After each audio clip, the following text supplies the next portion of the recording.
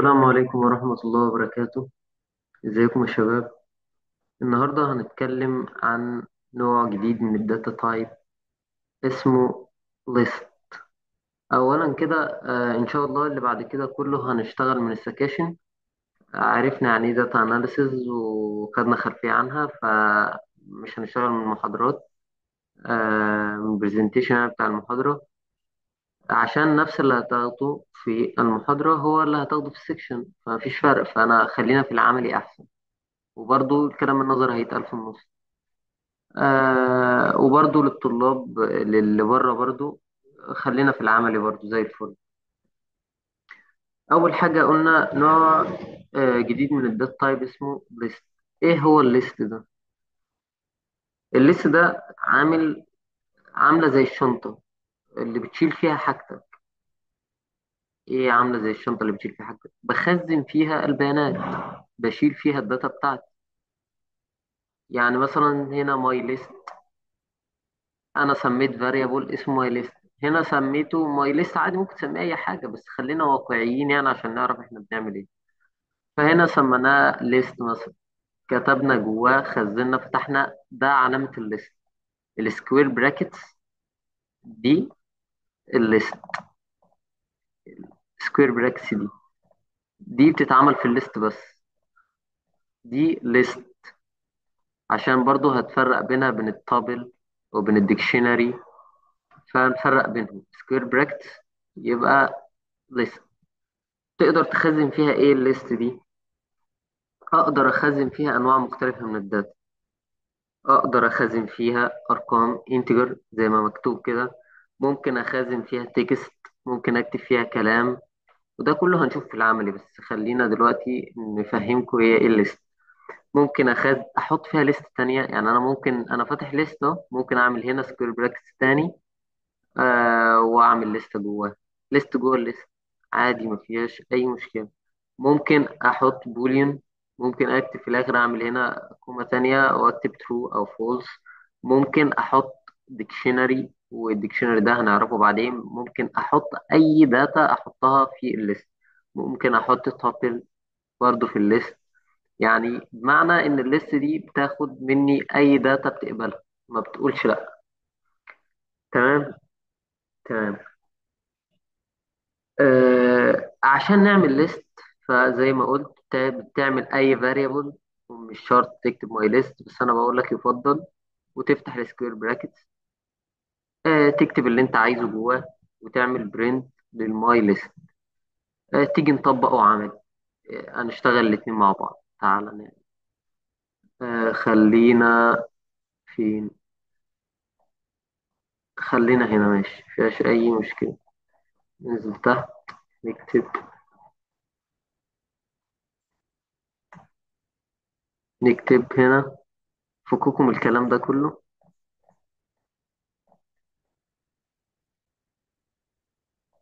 فككم من الكلام ده كله. هندخل في الليست. خلينا هنا أحسن عشان تشوفوا أوضح. أول حاجة هعمل ليست، هسميها مثلا ليست ايكوال. عشان أعمل ليست قلنا إيه؟ أفتح السكوير براكت دول. كده أنا عملت ليست. أكتب بقى جواها إيه؟ ممكن أكتب أرقام، ممكن أعمل تكست سترينج، ممكن أكتب بوليان. هنعمل كله، مفيهاش أي مشكلة. ممكن نعمل إيه تاني؟ هنحط لستة تانية جواها، بس خلينا دلوقتي ما نحطش حاجة بعدين. عشان أطبع الليست دي أعمل إيه؟ ممكن أكتب في الجوبيتر هنا، أكتب ليست على فكرة هيطبعها. شيفت انتر يطبعها. ممكن أعملها برنت عادي، برنت أهو، والليست هيطبعها برضه، مفيهاش أي مشكلة. ده كده أنا كريت ليست. تمام. تمام. تيجي نروح نشوف إيه اللي بعد كده. عشان أعمل، بس برضه ممكن نرجع لحاجة كمان. هو انا لو عايز اطبع الرقم ده في الليست، رقم واحد، اعمل ايه؟ احنا قلنا المرة اللي فاتت هعملها ازاي؟ هعمل برنت ليست. كده انا هطبع الليست كلها. طب لو انا عايز اطبع رقم واحد، قلنا ان العد في البرمجة بيبدأ من الصفر، فصفر عشان اطبع رقم واحد اعمل صفر. فهفتح هنا سكوير براكت واحط فيهم الاندكس اللي انا عايز اطبع القيمة بتاعته. هنا مثلا عايز اطبع الواحد، هو زيرو، طبع لي الواحد. عايز اطبع ترو، ممكن اعملها بطريقتين: ماينس 1 طبع لي ترو، ممكن اعملها 0 1 2 3 4، ممكن اعملها باربعة. وكذلك برضو انا لو كتبت 3 هيطبع لي عبد الحليم. تمام. عايز اطبع من واحد لعبد الحليم مثلا، اطبعهم ازاي؟ قلنا ان اخر رقم انا هكتب من واحد اللي هو الصفر لعبد الحليم، هنعد: صفر واحد اتنين تلاتة. طب انا لو كتبت تلاتة هيطبع لي لحد التلاتة اصلا، مش هيطبع لي لحد عبد الحليم. قلنا ان اخر رقم لا يحسب، لازم بتزود عليه واحد. تمام. فانا هكتب 0 1 2 3، هكتب 4، طبع لي 1 2 3 عبد الحليم.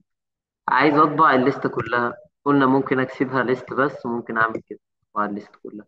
طب ما انا ممكن ما اطبعش الواحد، مش عايز اطبع الواحد وعايز اطبع من الاثنين للترو، فانا هعمل كده للاخر ما لا نهايه، طبع لي من الاثنين للترو. تمام. تمام. بعد كده ممكن اعمل بقى اعمل عليها ايه؟ ممكن اعمل عليها عمليات بقى، اللي هو نرجع لهم هنا، اللي هم الابند، الانسيرت، والريموف. اول حاجه هنبدا بالابند.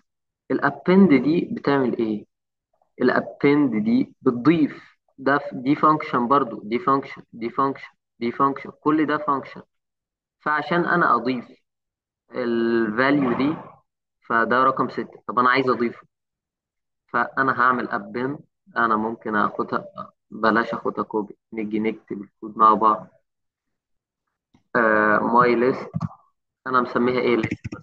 ليست دوت ابند، وافتح سين. عايز اضيف ايه؟ عايز اضيف 6. انا ضفت 6. انا هنا ما ادانيش حاجه ليه؟ عشان انا ما طبعتهاش، فانا هكتب ليست على طول هيطبعها لي. كرر الستة مرتين. ليه كرر الستة مرتين؟ عشان انا عملت لها ابند وعملت انتر، وبعدين فكرتها تطبعها فهي ما طبعتهاش. ف عشان كده طبعتها مرتين، لكن في الطبيعي تطبعها مرة واحدة. نجرب تاني برقم تاني: list دوت append. مثلا عايز أضيف حاجة مش متضافة 9. بعد كده ما انساش إن أطبعها أهو، ضافها مرة واحدة. عشان أنا هنا بس كنت عامل شيفت انتر، عملت رن للكود بدون ما أطبع، فلما عملت طباعة طبعها لي مرتين عشان على نفس الخانة يعني.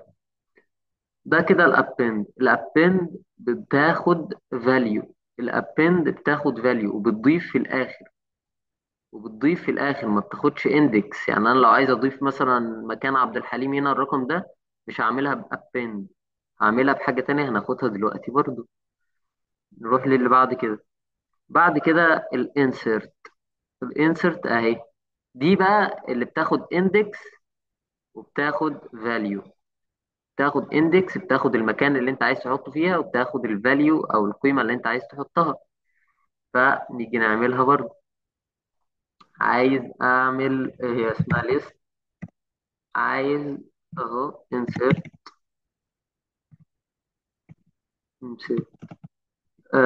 مثلا عايز احط، وانا لو كتبت 2، لو كتبت 2 وبعدين كتبت 10 مثلا، هيضيفها فين؟ نيجي نعد: 0 1، هيضيفها هنا مكان التلاتة، يعني بين هتتحط بين التلاتة والاتنين، صح؟ طب نجرب. اتحطت بين التلاتة والاتنين. فانت بتشوف انت عايز تحطها فين، فبتعد صفر واحد اتنين، انا كتبت اتنين الاندكس بتاعها. بتاخد اول حاجه الاندكس، وبعدين بتكتب الفاليو. فانا عايزها في رقم اتنين، فزيرو او صفر واحد اتنين، فالمفروض تتحط هنا، فانا حطيتها هنا. تمام. مظبوط. تمام كده. نيجي لبعد كده، الريموف.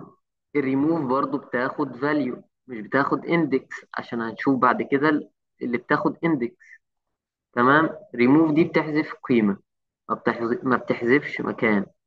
تعال نجرب. عايزين مثلا آه هناخد الليست دي عشان تبقى قدامنا. طه هنا. عايزين على الليست دي نعمل لها ريموف. ريموف لمين بقى؟ عايزين مثلا عندنا كانت حاجة متكررة. تعال نعرف ايه اللي متكرر عندنا. عندنا الستة متكررة، فهنيجي نشوفها دلوقتي. فكك من دي. أنا هشيل الستة. بص، عشان اشيل الستة اللي متكررة مرتين واشيلها في المكانين، هعمل حركة حلوة. انا كنت عامل كده، انا هعمل ران للكود اهو بدون ما اعمل له طباعة، عشان برضو لما عملنا فوق اتكررت مرتين، فعايزين نحذفها مرة واحدة بقى تتحذف الاثنين. نعمل شيفت انتر. فبعدين في نفس الخانة هعمل ليست. خلي الست الاثنين، يعني هي متكررة فوق اهي اتنين، عشان انا عملت رن للكود بدون ما اعمل طباعه، فحذف لي اول واحده، فلما عملت طباعه في نفس المكان حذف لي برضو الثانيه. ده كده ريموف. راجع تاني على الثلاثه اللي احنا اخدناهم. الابند بتضيف في الاخر، بتاخد فاليو، بتاخد قيمه. الانسيرت بتضيف في المكان اللي انت عايزه، بتحط الاول الاندكس اللي هو المكان، بعد كده بتحط الفاليو اللي هو القيمه. التالتة ريموف. ريموف بتاخد فاليو، بتاخد قيمة. فهنا عايز احسب الستة، حذفت الستة. تمام. بعد كده عندنا السورت اند ريفيرس ليست. لو انا عايز ارتب او اعكس الليستة بتاعتي. دي برضو فانكشن زي ما قلنا، السورت بترتب، الريفيرس بتعكس. تعال نجرب الاتنين. مثلا هعمل لستة بقى جديدة، هسميها ماي ليست ايكوال. مثلا هضيف فيها اي حاجة بقى، ارقام وخلاص، بس بلاش مترتبة عشان نعرف ترتيب. تمام كده. قلنا إن أنا ممكن أعمل عليها خليها في مكان تاني. أوكي. ممكن أعمل إيه؟ أكتب ماي ليست بتاعتي أهي. مكتبش ثواني. ماي الأيس ماي ليست دوت. أنا قلت عايز أعمل سورت. هما مش مترتبين، أنا عايز أرتب واحد اتنين تلاتة أربعة خمسة، أو مفيش خمسة، واحد اتنين تلاتة أربعة ستة تمانية. هرتبها إزاي؟ هعمل سورت. ما بتاخدش أي حاجة، ما تكتبش أي حاجة في الأقواس دي. بعد كده بتعمل برنت للماي ليست.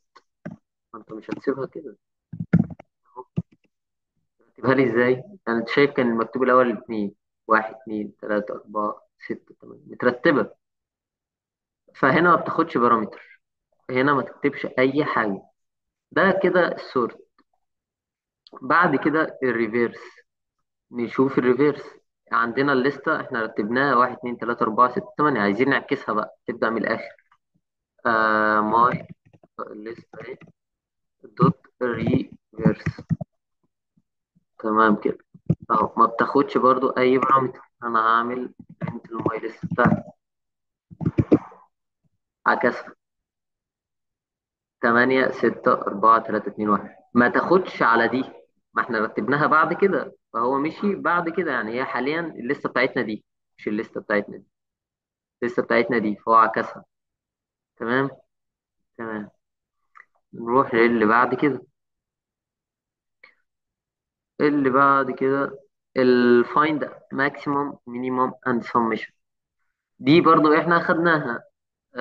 اخدناها في اول فيديو باين او تاني فيديو. بس برضو نأكد عليها تاني. على نفس الليست برضو هنشتغل عليها. هعمل ايه بقى؟ اول حاجه هنعمل واحده اهي، ماي ليست دوت ماكس. ده كده الماكسيمم بتاعنا، عايزين اكبر رقم. كرر بقى دي تاني، عايزين بقى نطلعهم كلهم في واحدة بس، يعني ينزلوا تحت بعض عشان نلاحظهم. المينيموم، وعايز السمشن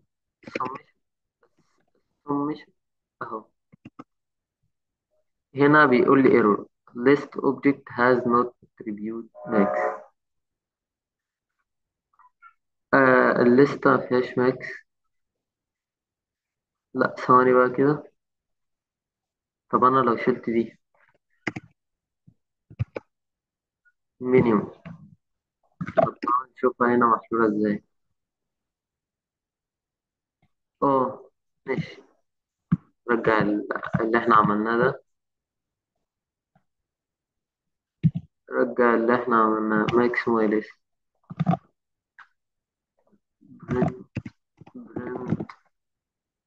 نفتح القوسين بتوعنا، بعدين ماكس، وبعدين بتفتح القوسين تانيين بتوع الفانكشن اللي هما ماكس، وتكتب ماي. طب ما هي كده برضو مش هتطبق.